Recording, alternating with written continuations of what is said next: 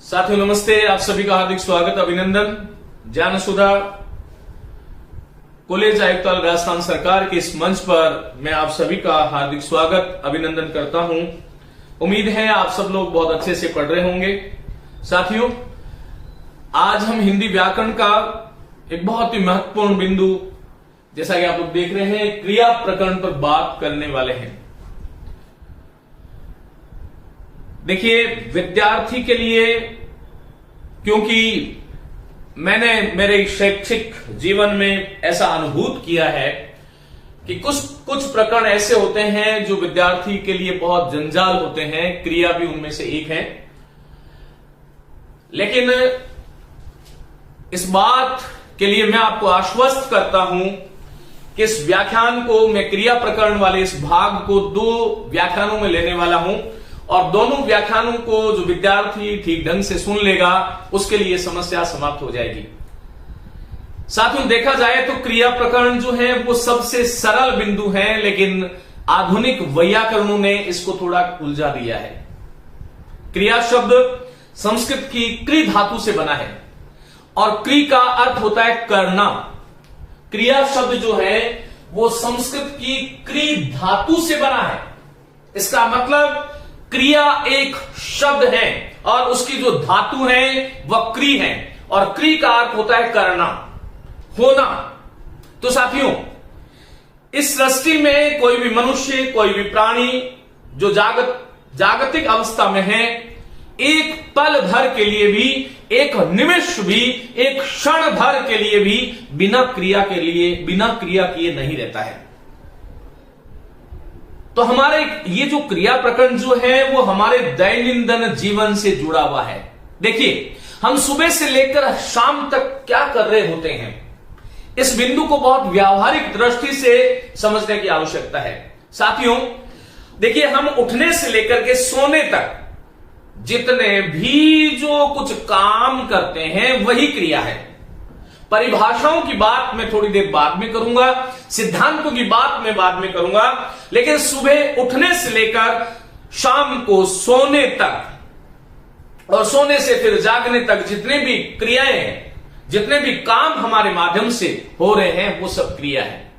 उठना, बैठना, नहाना, सोना, धोना, लड़ना, झगड़ना, देना, मांगना, याचना, पढ़ना, हंसना, खेलना, ये सारे के सारे क्रियापद हैं।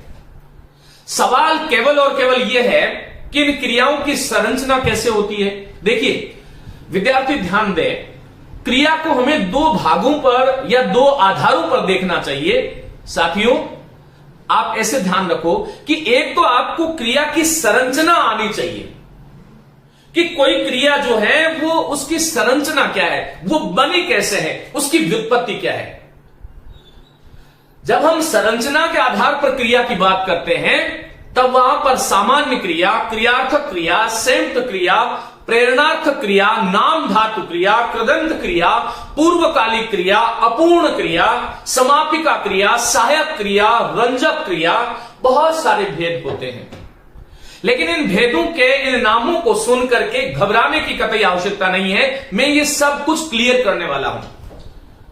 तो साथियों, मैंने कहा कि क्रिया प्रकरण को आपको 2 आधारों पर देखना चाहिए। एक तो क्रिया की उत्पत्ति जो है, अर्थात संरचना कैसे हुई, और दूसरा क्रिया का जो है कर्म के आधार पर, जैसा कि हम जानते हैं 2 भेद हैं, एक तो सकर्मक और एक अकर्मक। फिर सकर्मक के आगे एक कर्मक, द्विकर्मक, अकर्मक के आगे पूर्ण, अपूर्ण, पूरक, ये आगे भेद हो जाते हैं। एक व्याख्यान हम इस पे लेंगे।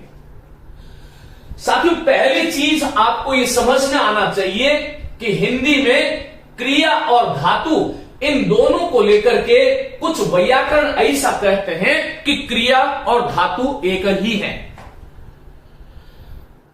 तो मैं आपको यह स्पष्ट कर दूं कि क्रिया और धातु एक नहीं है। देखिए, क्रिया क्या है और धातु क्या है, इसके बारे में हम बात करते हैं। क्रिया का अर्थ है कोई ऐसा पद, कोई ऐसा शब्द जिससे किसी काम का होना सूचित हो। काम का होना सूचित होना सूचित करने वाले जो शब्द है वह क्रिया है। लेकिन धातु से किसी काम का होना या न होना या किसी पदार्थ के विषय में विधान नहीं किया जा सकता। तो धातु क्या है?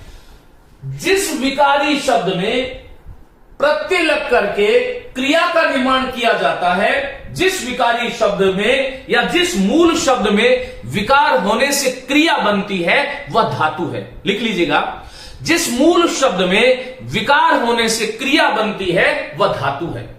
धातु का यूं कह सकता हूं कि यदि आपसे आज के बाद में कोई पूछे कि धातु क्या है, तो आपको एक उत्तर देना है कि भाई साहब जो क्रियापदों का जो मूल है, क्रियापदों का जो मूल है वही धातु है।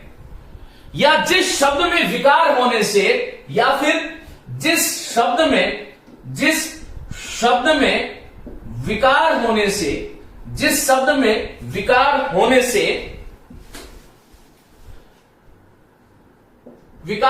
से, जिस शब्द में विकार होने से क्रिया बनती है वही धातु है। तो साथियों, आप ये समझ गए कि क्रिया अलग मामला है और धातु अलग है। धातु आपसे कोई पूछे तो ये धातु जो है वो क्रियापद का जो मूल है, रूट ऑफ द वर्ड, जो वर्ब का जो मूल है, जो क्रिया का जो बीज है वह धातु है। और क्रिया क्या है? क्रिया शब्द जैसे आप सुनते हो तो उससे किसी काम के होने या न होने का, या किसी वस्तु की अवस्था का, या किसी वस्तु की स्थिति का बोध होता है। लेकिन धातु जो है वो रूट है, वो तो बीज है।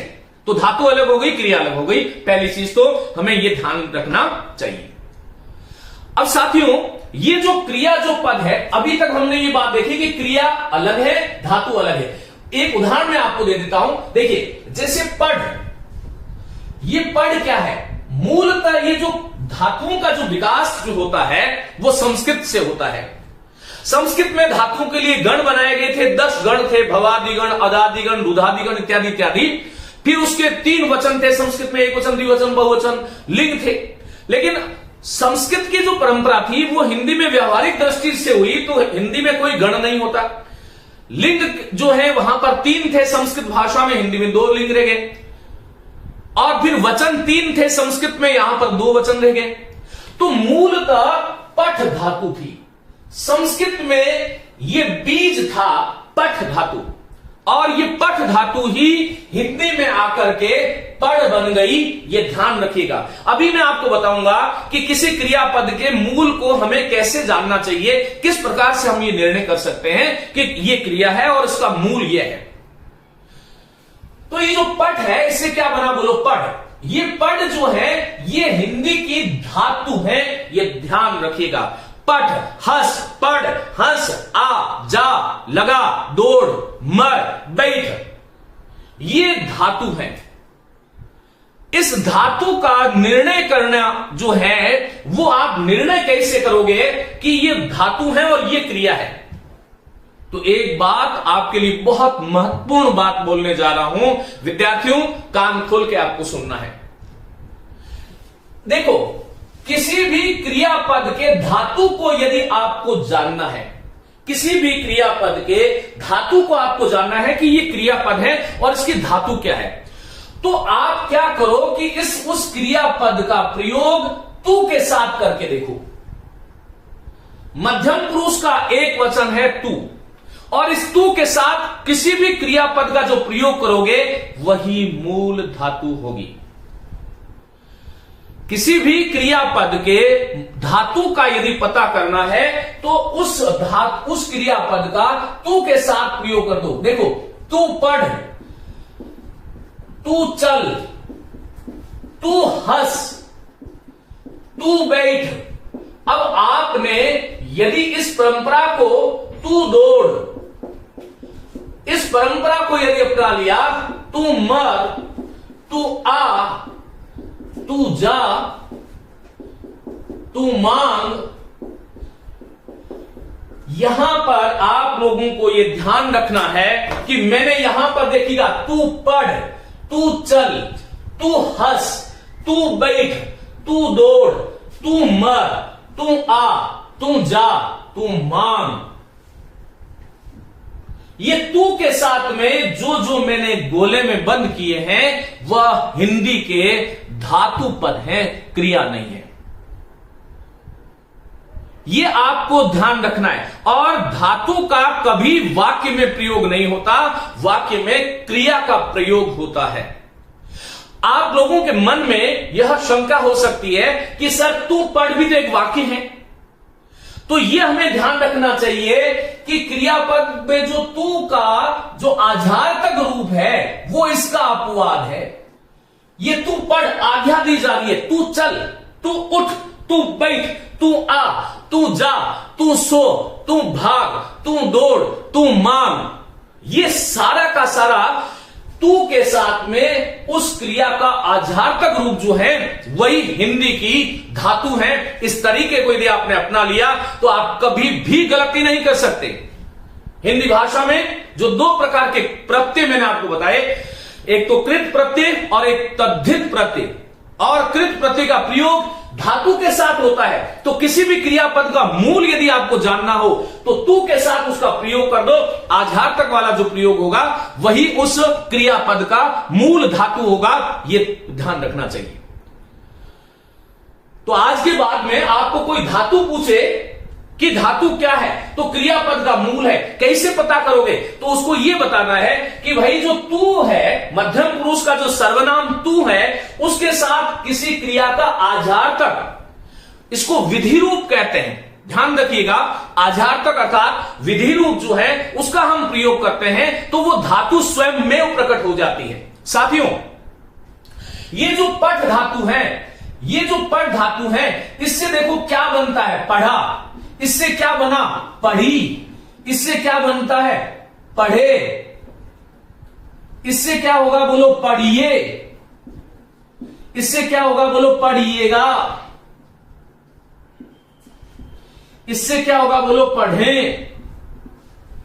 इससे क्या होगा, बोलो पढ़ता है। इससे क्या बनेगा, पढ़ेगा।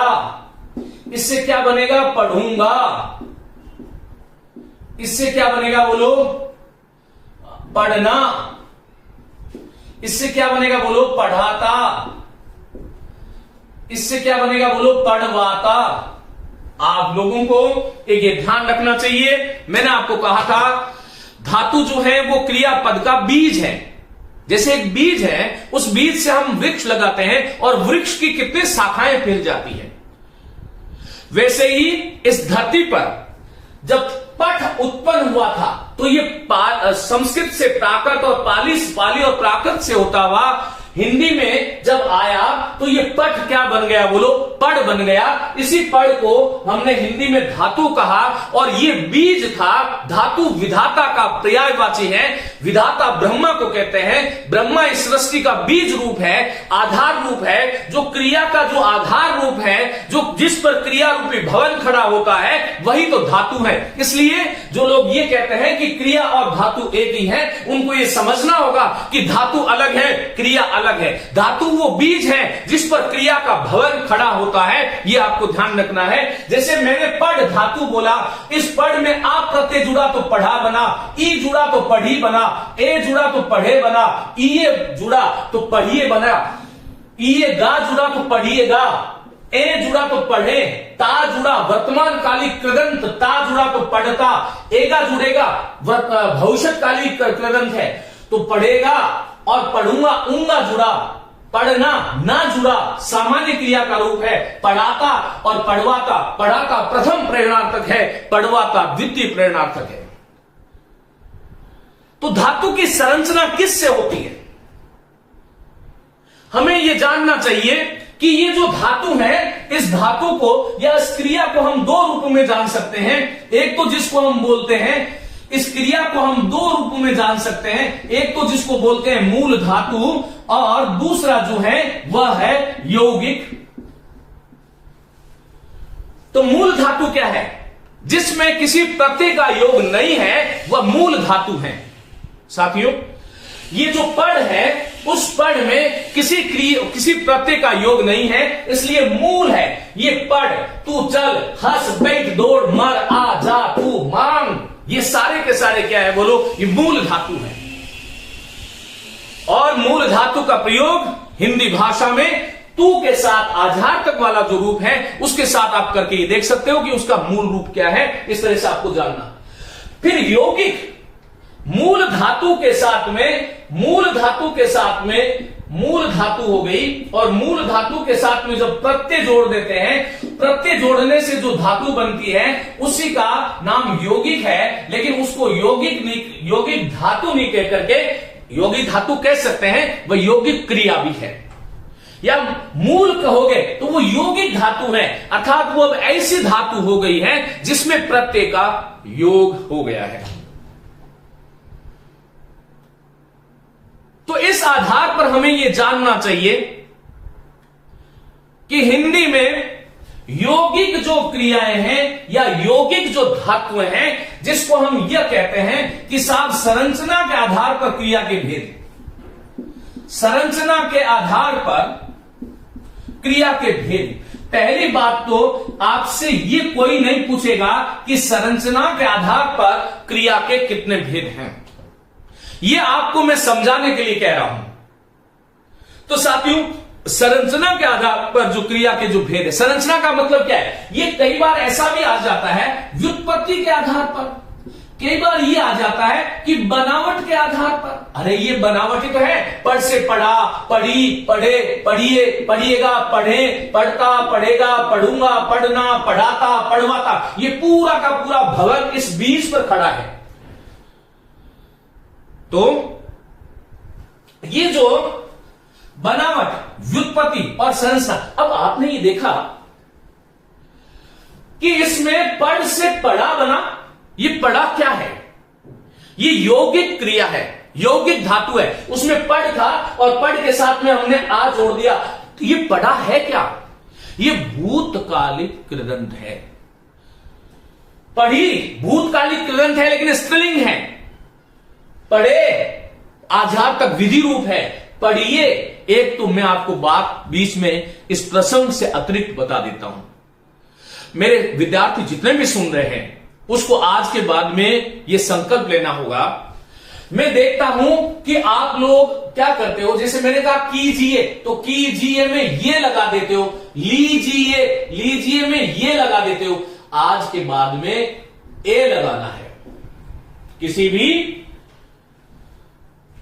भी क्रिया का जो विधि रूप है, जिसको हम चाहिए अर्थ कहते हैं, उस चाहिए अर्थ में ये का प्रयोग न करें, ए का प्रयोग करें। लिखिए, इसी प्रकार से बैठिए, ध्यान रखिएगा, बैठिए, इसी प्रकार से आइए, सुनिए, लीजिए, पीजिए, एडी वाला जिसको आप ए कहते हो, उसका प्रयोग आपको करना चाहिए।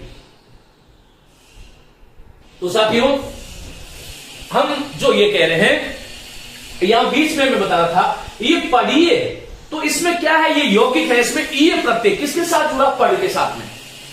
अब आपको यही समझना है। इसी प्रकार से मैंने कहा पढ़ना, आपसे किसी ने पूछ लिया कि पढ़ना कैसी क्रिया है, तो आपका उत्तर होना चाहिए कि पढ़ना जो है वो सामान्य साधारण क्रिया या क्रियार्थक क्रिया। आगे हम इसके बारे में बात करने वाले हैं।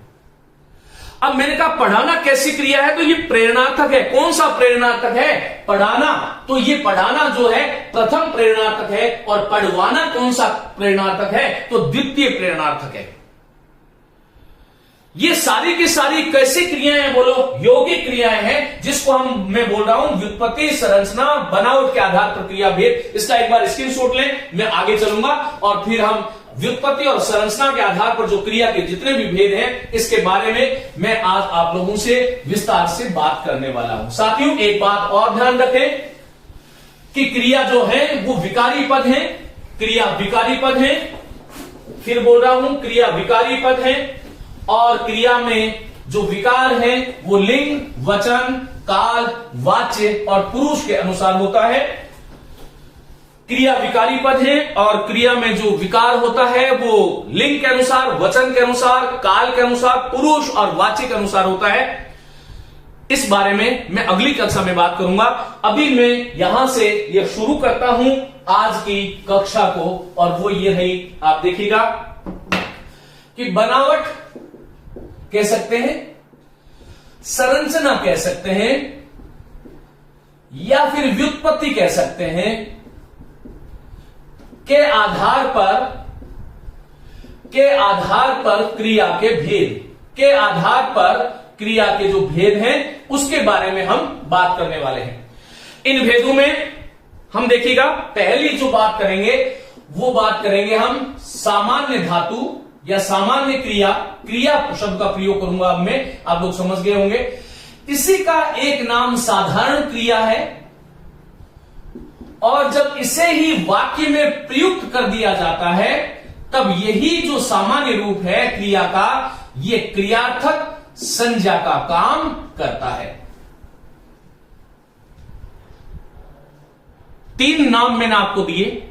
अब यहां से आपको बहुत शांत होकर के पढ़ना है। क्रिया की परिभाषा आपसे कोई पूछे तो क्रिया की परिभाषा मैंने आपको पूर्व के व्याख्यानों में बताई है कि जिस शब्द के द्वारा किसी पदार्थ के विषय में विधान करने वाले, किसी पदार्थ के विषय में विधान करने वाले, विषय में विधान करने वाले जो शब्द है, विधान करने वाले जो शब्द हैं, वाले शब्द जो हैं वो व्याकरण में क्या कहलाते हैं बोलो? क्रिया कहलाते हैं।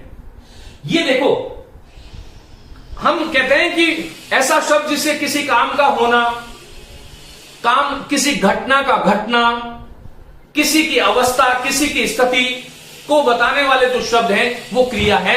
ये परिभाषा है, लेकिन ये परिभाषा जो है आप ध्यान रखिएगा स्कूली परिभाषा है।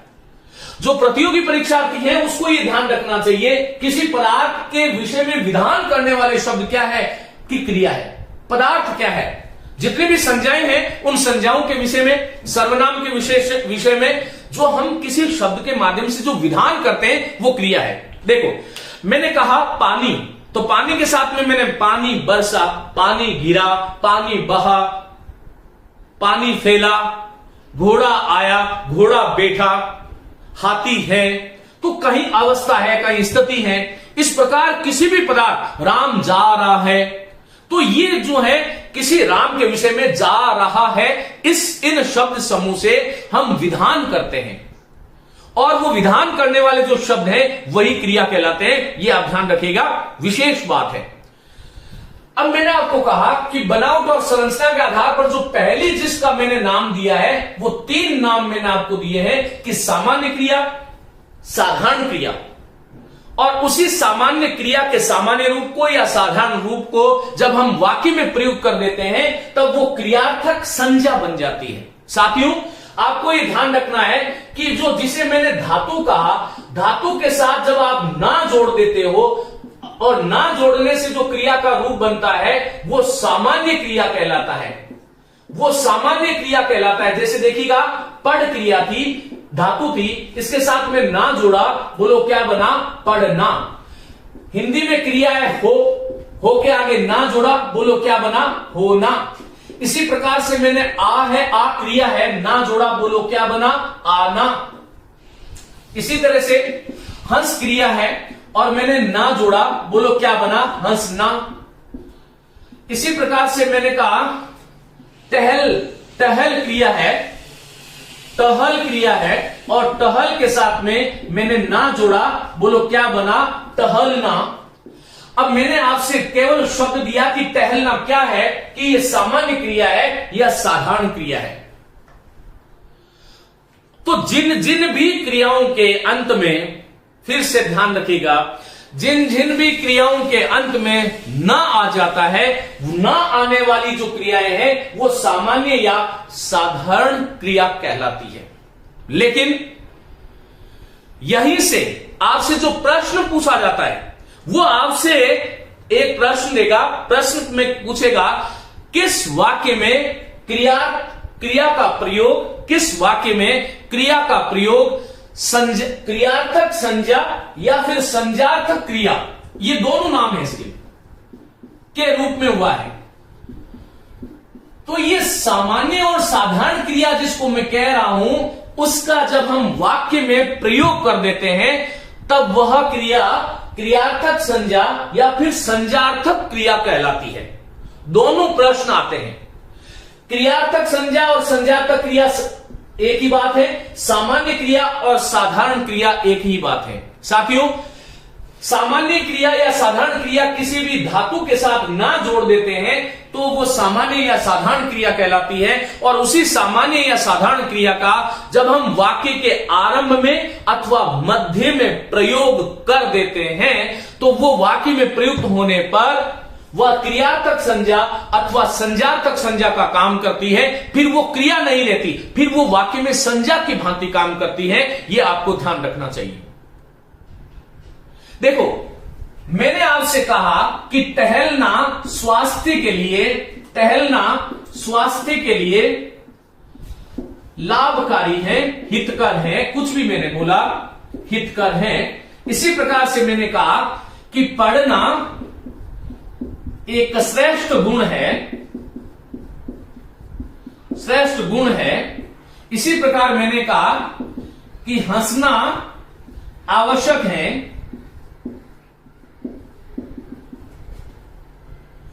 इसी प्रकार मैंने कहा मुझे आज जाना ही होगा। जितने भी देखो, अब इसमें टहलना, पढ़ना, हंसना और जाना, साथियों बहुत महत्वपूर्ण बात बता रहा हूं। इसमें टहलना, पढ़ना, हंसना और जाना ये क्रिया नहीं है, इसका नाम है क्रियार्थक संज्ञा या फिर इसका नाम संज्ञार्थक क्रिया भी हो सकता है। यह आपको ध्यान रखना है। टहलना, पढ़ना, हंसना और जाना। देखो, क्रिया का सामान्य रूप कौन सा होता है? धातु के साथ ना जुड़ गया, और धातु के साथ ना जुड़ गया तो उसका सामान्य क्रिया या साधारण क्रिया नाम हो गया, और इसी सामान्य या साधारण क्रिया का जब हम वाक्य में प्रयोग कर देते हैं तब वो क्रियार्थक संज्ञा अथवा संज्ञार्थक क्रिया हो जाती है। लेकिन इसकी शर्त क्या है कि ये जो सामान्य क्रिया है ये वाक्य के या तो आरंभ में आए, लिखिएगा, वाक्य के आरंभ में आए, आरंभ में अथवा मध्य में आना चाहिए, अथवा मध्य में, अंत में नहीं आना चाहिए। अंत में नहीं, ये ध्यान रखिएगा। क्रिया का ना रूप अंत में आ रहा है तो वो क्रिया ही होगा, वो फिर क्रियार्थक संज्ञा अथवा संज्ञार्थक क्रिया नहीं होगा। साथियों, इस वाक्य में टहलना स्वास्थ्य, टहलना क्रिया नहीं है, ये संज्ञा है, ये क्रिया से बनी हुई संज्ञा है, इसलिए इसको हम क्रियार्थक संज्ञा अथवा संज्ञार्थक क्रिया कहते हैं। पढ़ना इस वाक्य में क्रिया नहीं है, पढ़ना एक संज्ञा है। और कैसी क्रिया, कैसी संज्ञा है? संज्ञार्थक क्रिया या फिर क्रियार्थक जो है क्रियार्थक संज्ञा, क्रिया अर्थ वाली संज्ञा। क्योंकि क्रिया से तो हम किसी पदार्थ के विषय में विधान करते हैं, किसी पदार्थ के विषय में विधान, या टहलना शब्द से किसी पदार्थ के विषय में विधान नहीं किया गया है, अपितु वो ये टहलना, हंसना, बैठना। मैंने कहा कि मुझे बैठना अच्छा लगता है, मेरी बात को सुनिएगा, मुझे बैठना अच्छा लगता है, इसमें आया हुआ, इस वाक्य में आया हुआ बैठना जो है वो क्रिया नहीं है, ये शब्द क्रिया से बना है, लेकिन ये संज्ञा की भांति प्रयुक्त हो रहा है। तो हमें ये ध्यान रखना चाहिए, ये आना कहां चाहिए? ये जो सामान्य क्रिया का जो रूप है या तो वाक्य के आरंभ में आएगा अथवा मध्य में आएगा, तभी ये क्रियार्थक संज्ञा अथवा संज्ञार्थक क्रिया बनेगा, अन्यथा नहीं बनेगा। ये आपको ध्यान रखना है। तो साथियों, अंत में नहीं आना चाहिए। जैसे मैंने कहा, आप छुट्टियों में पढ़ना।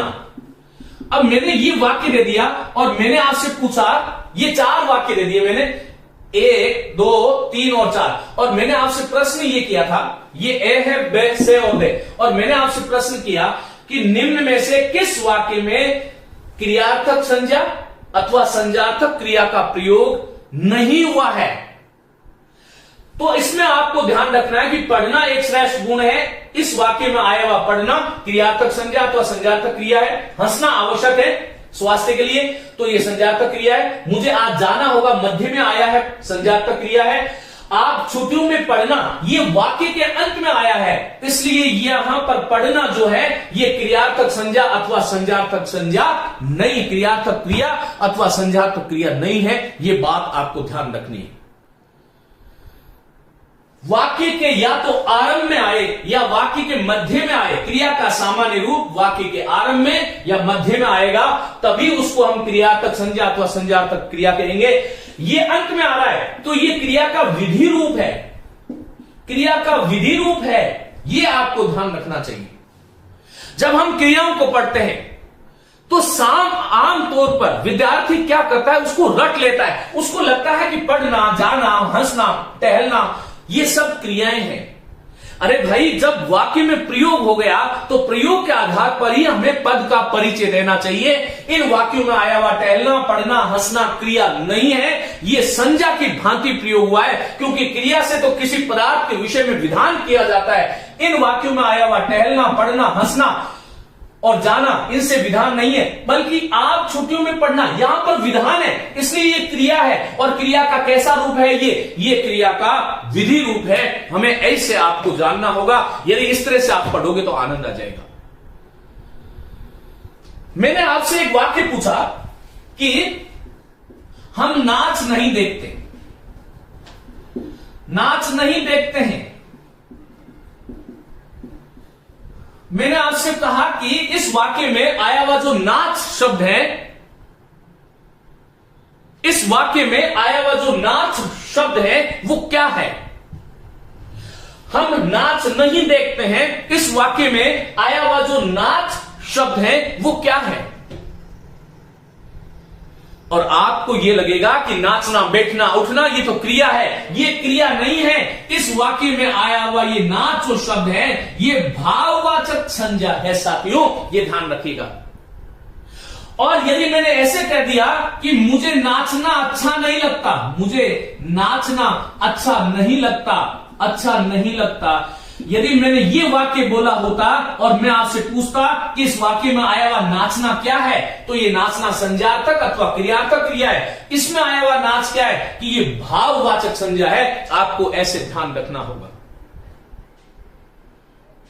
और इसी प्रकार से यदि मैंने कहा कि तू आज शाम को नाचना, तू आज शाम को नाचना, तो यहां पर वाक्य के अंत में आ गया तो वो क्रिया हो जाएगा और क्रिया का सामान्य रूप हो जाएगा, यह आपको ध्यान रखना चाहिए। मैंने कहा कि आज घोड़ों ने दौड़, आज जो है घोड़ों ने दौड़ लगाई, इसमें दौड़ क्या है? क्रिया नहीं है, ये भाववाचक है। घोड़ों की दौड़ देखने में आज गया, या राम घोड़ों की दौड़ देखने गया, इस वाक्य में आया हुआ जो दौड़ है क्रिया नहीं है, भाववाचक संज्ञा है। आपको यह ध्यान रखना चाहिए। मैंने कहा कि राम कई प्रकार के खेल खेलता है, इस वाक्य में आया हुआ जो खेल है वो भाववाचक है, आपको ऐसे ध्यान रखना पड़ेगा। तो साथियों ये देखो, ये क्रिया का सामान्य रूप जो है यहां हमने देखा कि वाक्य में प्रयुक्त होगा तो क्रियार्थक अथवा संज्ञार्थक क्रिया बन जाता है। हम आगे की बात करते हैं। आइए, आपको यह ध्यान रखना है कि इसी सामान्य क्रिया का रूप है, इसी सामान्य क्रिया के रूप से आगे की क्रियाओं का निर्माण होता है। कैसे निर्माण होता है देखिएगा। संज्ञार्थक क्रिया की हमने बात करी, पहली जो क्रिया है वो संज्ञार्थक क्रिया है। दूसरी जो क्रिया जिसके बारे में हमें बात करना चाहिए वो साथियों दूसरी क्रिया है संयुक्त क्रिया। अब यदि मैं आपसे पूछूं कि संयुक्त क्रिया कहते किसे हैं, तो आप लोगों का उत्तर क्या होगा ये बताइए। आप सोचिए, संयुक्त क्रिया किसे कहते हैं? लिखिएगा, जब दो या दो से अधिक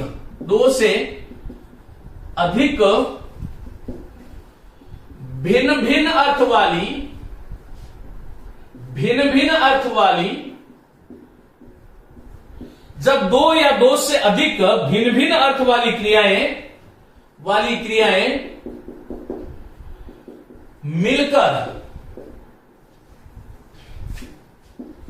पूर्ण क्रिया का बोध कराती हैं,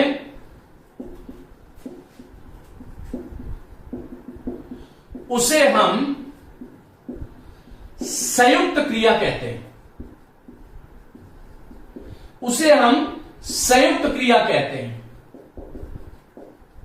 ध्यान रखिएगा, नोट लिखिएगा, संयुक्त क्रिया में मुख्य अर्थ देने वाली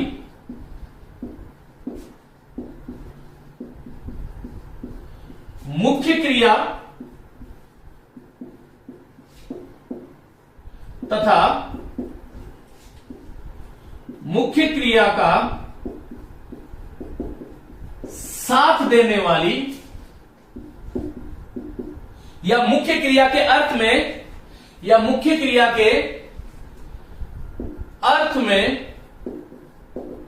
पूर्णता लाने वाली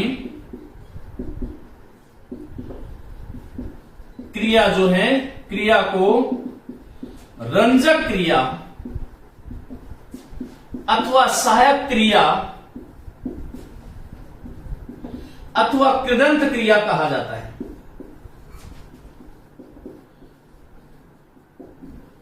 ये आपको ध्यान रखना है कि ऐसी क्रियाएं जो दो या दो से भिन्न भिन्न अर्थ वाली जो क्रियाएं हैं मिलकर के यदि एक पूर्ण क्रिया का बोध कराती है तो ऐसी क्रियाएं संयुक्त क्रियाएं कहलाती है। संयुक्त क्रियाएं जो है उनका निर्माण एक मुख्य क्रिया के साथ रंजक क्रिया हो सकती है, सहायक क्रिया हो सकती है, सामान्य क्रिया हो सकती है, अर्थात अथवा उस मुख्य क्रिया के साथ कृदंत क्रियाओं का मेल भी हो सकता है। तो साथियों, सबसे बड़ी जो बात है वो आपको यह ध्यान रखना चाहिए कि भिन्न भिन्न अर्थ वाली क्रियाएं मिलनी चाहिए। मैं बहुत बार पुस्तकों में देखता हूं, वो लिखते हैं कि दो या दो से अधिक क्रियापद मिलकर के संयुक्त क्रियाएं बनती है। नहीं, देखो, दो या दो से अधिक क्रियाएं मिलकर के संयुक्त क्रियाएं ये बनती है, इसमें कोई संदेह नहीं है, लेकिन वो भिन्न भिन्न अर्थ वाली क्रियाएं होनी चाहिए, तभी संयुक्त क्रिया बनेगी, अथवा सजातीय क्रिया भी बन सकती है। जैसे मैंने कहा, राजस्थान के वीरों ने अनेक लड़ाइयां लड़ी। अब ये लड़ाइयां और लड़ी ये एक ही क्रिया है, इस वाक्य में आई हुई क्रिया संयुक्त क्रिया नहीं है, सजातीय क्रिया है। मैंने कहा कि मैंने जीवन में अनेक चढ़ाइयां चढ़ी, तो चढ़ाइयां और चढ़ी ये एक क्रिया के दो रूप हैं, इसलिए सजातीय क्रिया है। मैंने कहा पक्षी विचित्र बोली बोलते हैं, इस वाक्य में बोली बोलते हैं, इसमें पहली क्रिया बोली बोलते हैं ये जो है ये संयुक्त क्रिया नहीं है, ये ध्यान रखिएगा, ये सजातीय क्रिया है।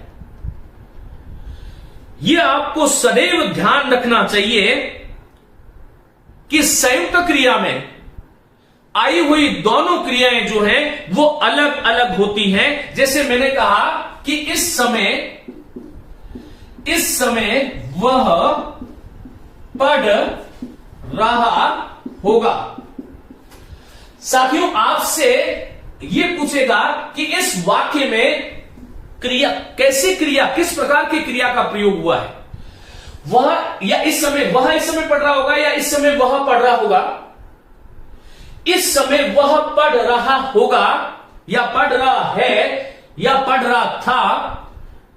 हमें यह ध्यान रखना होगा कि इसमें पढ़ रहा और होगा ये तीन अलग अलग क्रियाएं हैं। तभी मैं कह रहा हूं कि दो या दो से अधिक भिन्न भिन्न अर्थ वाली, क्योंकि इसमें एक क्रिया है पढ़ना, एक क्रिया है रहना और एक क्रिया है होना। ये ध्यान रखिएगा, पढ़ना से पढ़, रहना से रहा और होना से होगा। ये तीन क्रियाएं थी और तीनों अलग अलग अर्थ वाली क्रियाएं थी, तब इसका नाम संयुक्त क्रिया हुआ। ये ध्यान रखिएगा। जैसे मैंने कहा छात्राओं को अब जाने दो, छात्राओं को अब जाने दो। इस वाक्य में आया हुआ पहला क्या है, जाने, तो इसका मूल रूप है जाना और आगे क्या है, देना। जाना और देना दो भिन्न भिन्न अर्थ वाली क्रियाएं एक वाक्य में प्रयुक्त हुई, इसलिए इसका नाम क्या हो गया, बोलो, संयुक्त क्रिया हो गया। इसी प्रकार से मैंने कहा कि मैं यदा कदा उससे मिल लिया करता हूं। साथियों, इसमें देखो चार क्रियाएं हैं। पहली क्रिया थी मिलना, मिलना का मिल रहा, फिर लिया, लेना का लिया हुआ, मूल क्रिया ले थी, ना इसलिए जोड़ रहा हूं सामान्य रूप वाला। फिर था करना, और हूं जो है वो होना का रूप है। ये आपको ध्यान रखना चाहिए कि संयुक्त क्रिया उसे ही कह सकते हैं जिसमें दो भिन्न भिन्न अर्थ वाली क्रियाएं मिलकर के किसी एक क्रिया के अर्थ को पूर्ण करती हैं, उसे ही हम संयुक्त क्रिया कहते हैं। ये आपको ध्यान रखना चाहिए। इनमें आया हुआ होगा, दो, किया, हूं, ये सहायक क्रिया है। अब मैंने आपसे कहा कि इस समय वह पढ़ रहा होगा। इस वाक्य में आई हुई क्रिया कैसी है कि इस वाक्य में आई हुई क्रिया संयुक्त है। अब मैंने आपसे थोड़ा आगे पढ़ करके एक प्रश्न पूछ लिया, इस समय वह पढ़ रहा होगा में मुख्य क्रिया कौन सी है? पढ़ रहा होगा, रहना, होना। ये इस पढ़ के मुख्य क्रिया का जो अर्थ था उसको पूर्णता प्रदान कर रही है, इसलिए यह सहायक क्रिया है। और मैंने कहा छात्रों को अब जाने, तो जाना मुख्य क्रिया है, दो जो है मुख्य नहीं है, सहायक क्रिया है इसकी। मैं यदा कदा उससे मिलना मुख्य क्रिया है, लिया करता हूं। ये इस मिलना के अर्थ को स्पष्ट करने के लिए वाक्य में प्रयुक्त हुई। मैंने कहा कि मैं अक्सर यहां आ जाया करता हूं, तो आना, जाना, करना, होना, चार क्रियाओं का प्रयोग हुआ। भिन्न भिन्न अर्थ वाली क्रिया है, संयुक्त क्रिया है। मैं समझता हूं कि मेरे विद्यार्थियों की बात समझ में आ गई कि आज के बाद में आपसे कोई सहायक क्रिया के विषय में पूछे तो कहीं कोई शंका नहीं होगी, मैं ऐसा समझता हूं। साथियों, मैंने आपको कहा कि संयुक्त क्रिया में मुख्य अर्थ देने वाली मुख्य क्रिया और मुख्य क्रिया के अर्थ में पूर्णता प्रदान वाली करने वाली क्रिया को रंजक क्रिया कहते हैं। आखिर ये रंजक क्रिया होती क्या है? रंजक अर्थात विशिष्टता प्रदान करना, मूल क्रिया के अर्थ में जो विशेषता उत्पन्न कर देती है। फिर से सुनिएगा, मूल क्रिया के मुख्य क्रिया के अर्थ में जो विशेषता उत्पन्न कर देती है उसका नाम रंजक क्रिया है। और रंजक क्रिया के रूप में प्रयुक्त जो क्रिया है वो अपना स्वयं का जो अर्थ है वो खो देती है और खो करके अन्य संदर्भों में प्रयुक्त होती है। देखो, जैसे मैंने कहा उठना, उठना क्या है? बोलो, सामान्य क्रिया है। बात समझ में आ रही है? उठना लेकिन इस उठना का रंजक प्रयोग देखिएगा। मैंने कहा बरसाती बादलों को देखकर, बरसाती बादलों को देखकर उसका मन मयूर नाच उठा। साथियों, इसमें ये आपसे पूछे कि ये वाक्य इस वाक्य में उठा क्या है, तो उठा जो है रंजक क्रिया है। या उठा का मतलब उठना नहीं है, अपितु नाच जो मुख्य क्रिया थी उसके अर्थ को एक विशेष छवि प्रदान करती है, विशेषता उत्पन्न कर रही है। इस नाच के अर्थ में विशेषता उत्पन्न कर रही है। उठना का सामान्य प्रयोग नहीं है, या उठना का सामान्य प्रयोग यदि होता तो ये सामान्य क्रिया होगी। लेकिन बरसाती बादलों को देखकर उसका मन मयूर नाच उठा। मन उठता नहीं है, नाच करके उठा नहीं है वो, अपितु नाच उठा। एक अलग ही प्रकार का अर्थ, अलग ही प्रकार की भंगिमा है, तो ये ध्यान रखिएगा। जैसे मैंने कहा मरना क्रिया है। अब मरना क्रिया का सामान्य प्रयोग कैसे हुआ? देखो, दुर्घटनाग्रस्त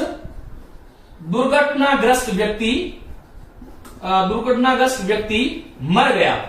इस वाक्य में ये मर जो है इसका, इस क्रिया का एक सामान्य प्रयोग है। ये क्रिया का सामान्य प्रयोग है, ये ध्यान रखिएगा।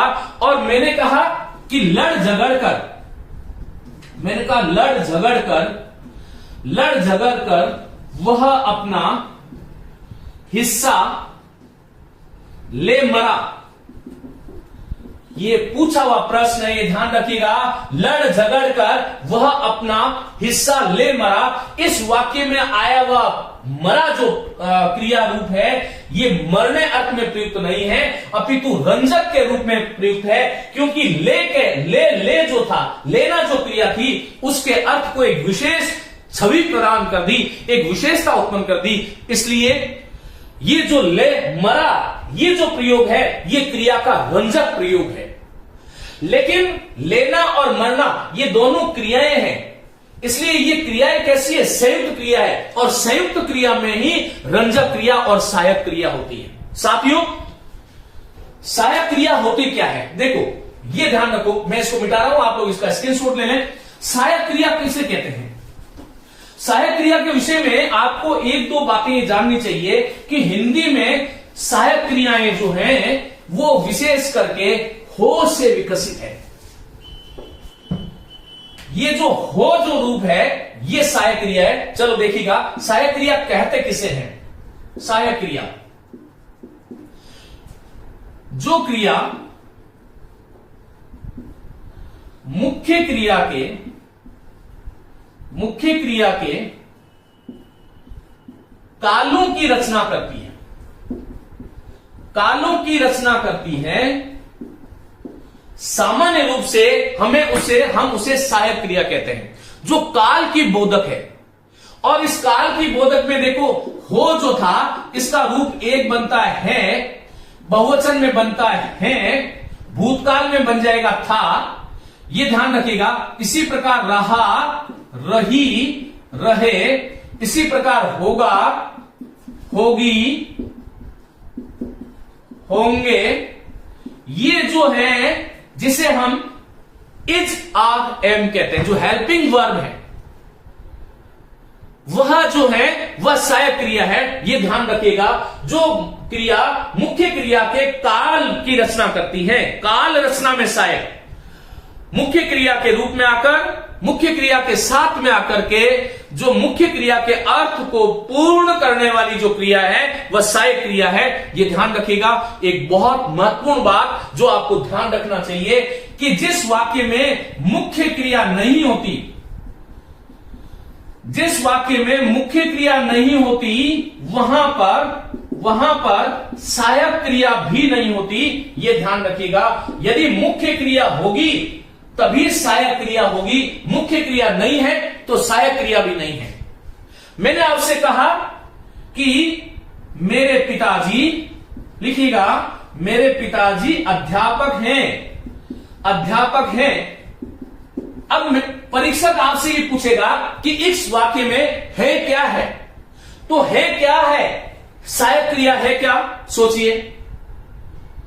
सहायक क्रिया वहीं पर होती है जहां पर मुख्य क्रिया होगी, मुख्य क्रिया नहीं है तो सहायक क्रिया भी नहीं होगी। यह विशेष बात है, आपको ध्यान रखनी है। इस वाक्य में अध्यापक ये पूरक पद है, संज्ञा पद है, और ये है जो क्रिया है ये अपूर्ण है। यहां पर ये जो है ये सहायक क्रिया नहीं है।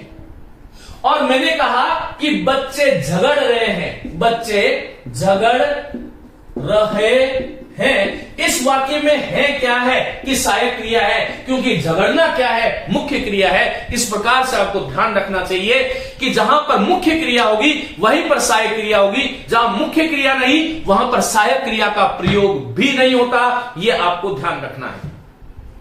मैंने कहा तुम जयपुर जा रहे हो, तो यहां पर हो सहायक क्रिया है। और मैंने कहा तुम हो, यहां पर हो सहायक क्रिया नहीं है। मैंने कहा मैं पुस्तक, या मैंने कहा मैं पुस्तक पढ़ता हूं, मैं पुस्तक, लिखिएगा, मैं पुस्तक पढ़ता हूं। इसमें देखो पढ़ता मुख्य क्रिया है, हूं जो है वो सहायक क्रिया है। और मैंने कहा मैं व्यक्ति हूं, मैं शिक्षक हूं, मैं वैज्ञानिक हूं, मैं चिकित्सक हूं।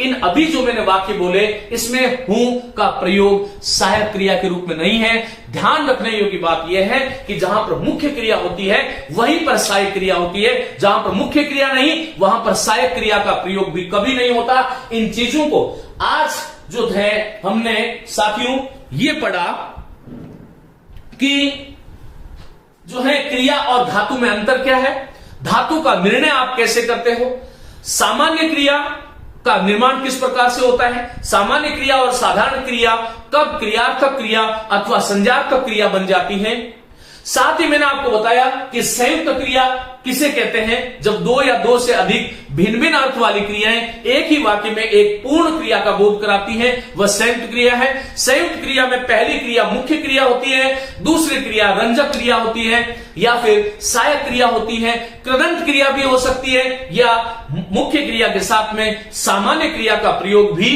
कर सकते हैं, यह हमें ध्यान रखना चाहिए। उसके बाद मैंने आपको बताया कि रंजक क्रिया क्या है। जैसा कि मैंने कहा उठना का सामान्य प्रयोग, मैंने कहा कि मैं प्रातः जल्दी उठता हूं, यह सामान्य क्रिया का प्रयोग है। और मैंने कहा कि मन जो है बरसाती बादलों को देखकर उसका मन मयूर नाच उठा, तो यहां पर नाच के साथ में जो उठा का प्रयोग है यह सामान्य क्रिया के रूप में नहीं है, रंजक क्रिया। रंजक क्रिया आपसे कोई पूछे कि किसे कहते हैं, जो मुख्य क्रिया में कुछ विशेषता कुछ विशिष्टता उत्पन्न कर देती है, वह रंजक क्रिया है। इसी के साथ मैंने आपको सहायक क्रिया के विषय में बात करी। सहायक क्रिया जो है वो काल का विधान करती है, कालों की रचना। और काल की रचना हमारे यहां पर हिंदी में हो से होती है। हो का रूप मूल रूप संस्कृत में भू था, प्राकृत में आते हुए हो बना और हिंदी ने इसी प्राकृत वाले हो को अपनाया। हिंदी में अधिकांश क्रिया रूप जो है वो संस्कृत से निकलते हुए, जैसे संस्कृत में क्रिया निकला, प्राकृत में कर था और हिंदी में ये जो कर है ये कर ही क्रिया का मूल रूप है। हमें इस प्रकार से ध्यान रखना चाहिए, क्योंकि हमने कर से ही करा, करी, करूं, करें, करा, करता हूं, करती हूं, करेंगे, कीजिए, ये सारे के सारा कराना, करवाना, ये सारा का सारा हमने कहां से लिया है, बोलो, कर से लिया है। तो हिंदी में अधिकांश जो क्रिया रूप है वो प्राकृत से आए हैं, संस्कृत से होते हुए प्राकृत में परिवर्तित हुए और उन प्राकृत वाले जो मूल रूप थे वही हिंदी में आज हम उसे मूल रूप कहते हैं। ये आपको ध्यान रखना चाहिए। लेकिन इसके बीच की जो शुरुआत है वह संस्कृत से होती है। तो काल का विधान करने वाली जो क्रिया है वह सहायक क्रिया है, यह आपको ध्यान रखना है। काल का विधान करने वाली क्रिया सहायक क्रिया है, लेकिन एक बहुत बड़ी शर्त इसकी यही है कि सहायक क्रिया वही होती है जहां पर मुख्य क्रिया होती है। यदि मुख्य क्रिया नहीं है तो वहां पर सहायक क्रिया भी नहीं होगी, यह आपको ध्यान रखना। मैंने कहा मेरे पिताजी अध्यापक हैं, मैंने आपको कह दिया कि इंग्लिश में जो इज, आर और एम जो है ये हेल्पिंग वर्ब है। ये हिंदी में जब काल का विधान करते हैं तो सहायक क्रिया होते हैं और आपने है को पकड़ लिया और मेरी बात को अधूरा समझ करके इस वाक्य में है को सहायक क्रिया मान लिया तो ये गड़बड़ हो जाएगा। ये है जो है असमापिका क्रिया है, इसको अपूर्ण क्रिया भी कह सकते हैं। जब तक पिताजी के साथ में अध्यापक नहीं जोड़ूंगा, जब तक इस वाक्य का अर्थ पूर्ण नहीं होगा। एक बात आपको ध्यान रखना चाहिए कि वाक्य की संरचना में, हिंदी की जो वाक्य की जो संरचना है उसमें कर्ता, कर्म और क्रिया की ये जो त्रयी जो है, इस महत्वपूर्ण घटक, ये जो तीन जो घटक हैं, इन तीन घटकों में कर्ता, कर्म और क्रिया, ये जो तीन है उसका नाम त्रयी है। और इस त्रयी में सबसे महत्वपूर्ण घटक जिसके ऊपर वाक्य का ढांचा खड़ा होता है तो वो है क्रिया रूप। तो वाक्य में सबसे महत्वपूर्ण जो है वो क्रियापद है, क्योंकि किसी भी अकेले कर्ता से किसी भाव का बोध नहीं हो सकता। वाक्य में कोई भी अकेला कर्म किसी अर्थ को व्यक्त करने की क्षमता नहीं रखता, लेकिन वाक्य में आया हुआ अकेला क्रियापद पूर्ण वाक्य हो सकता है। इस बात को लिख लें, अकेला क्रियापद पूर्ण वाक्य हो सकता है। मैंने कहा बैठो, उठो, जाओ, हंसो, आओ, ये जो मैंने अभी बोला इससे भाव, कोई ना कोई भाव स्पष्ट हो रहा है। मैं जब आओ कह रहा हूं इसका मतलब मैं आपको कह रहा हूं कि आप इधर आइए। लेकिन मैंने राम, श्याम, गीता, सीता, पुस्तक, पहाड़, नदी, पर्वत बोला तो कोई भाव नहीं हो सकता, ये ध्यान रखिएगा। तो कर्ता, कर्म और क्रिया, ये वाक्य की जो त्रयी है, वाक्य के समस्त घटकों में जो महत्वपूर्ण घटक है वह क्रिया है। और इस क्रिया की संरचना की हम बात कर रहे हैं इस श्रृंखला में। मैं आगे आपसे बात करूंगा प्रेरणार्थक क्रिया। प्रेरणार्थक क्रिया जो है इन्हीं सामान्य क्रिया रूपों से बनती है। जैसे मैंने कहा हंसना, हंसाना, हंसवाना, पढ़ना, पढ़ाना, पढ़वाना। प्रेरणार्थक क्रिया में प्रेरित करने वाला कर्ता कुछ और होता है, प्रेरक कर्ता जिसे कहते हैं, और प्रेरित कोई और होता है। प्रेरणार्थक क्रिया के दो रूप हो जाएंगे, प्रथम प्रेरणार्थक और द्वितीय प्रेरणार्थक। आगे की व्याख्यान में इसके बारे में बात करूंगा। साथ ही जिसको नामिक क्रियाएं या फिर नाम धातु क्रिया कहते हैं, नाम, नामिक क्रियाएं या नाम धातु जैसे हथियाना, बतियाना, लतियाना, सटियाना, हड़बड़ाना, लपलपाना, मिमियाना, ये क्यों नाम धातु क्रिया है? गरमाना, शर्माना, फिल्माना, ये सारी की सारी क्यों नाम धातु क्रिया है, इसके बारे में बात करेंगे। साथ ही पूर्वकालिक क्रिया जो है वो क्या होती है, इसके बारे में अगले व्याख्यान में बात करूंगा। तब तक के लिए आप इस व्याख्यान को ढंग से पढ़िएगा। क्रिया को लेकर के आज का जो व्याख्यान था वो पूरा का पूरा क्रिया की बनावट, जो धातु के साथ में जो हम प्रत्यय जोड़ करके जो क्रिया का जो निर्माण करते हैं उसके संदर्भ में था। उम्मीद है आपको यहां से बहुत कुछ नया सीखने को मिलेगा। नमस्ते, धन्यवाद।